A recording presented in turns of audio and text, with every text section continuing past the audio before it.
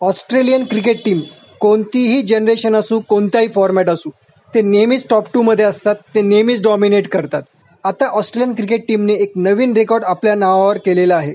सध्या WTC चॅम्पियनशिपची final चालू आहे आणि ती ऑस्ट्रेलिया आणि साऊथ आफ्रिका यांच्यामध्ये चालू आहे आणि त्याच मॅचमध्ये ऑस्ट्रेलियाने एक नवीन रेकॉर्ड आपल्या नावावर केलेला आहे.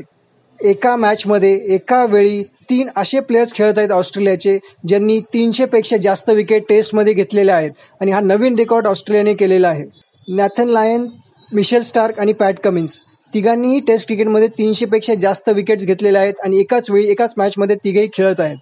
नॅथन लायन ज्याने 553 विकेट्स घेतलेल्या होत्या आणि मिशेल स्टार्क ज्याने 383 विकेट्स घेतलेल्या होत्या.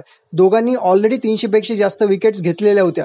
पण पॅट कमिन्सने पहिल्या इनिंग्समध्ये 5 विकेट घेतल्या आणि त्याचे सुद्धा 300 विकेट्स पूर्ण झालेले आहेत. त्याच्यामुळे ऑस्ट्रेलियाचे 3 असे प्लेयर्स आहेत जे एकाच मॅचमध्ये खेळत आहेत, एकाच वेळी खेळत आहेत आणि त्यांनी 300 पेक्षा जास्त विकेट्स घेतलेले आहेत.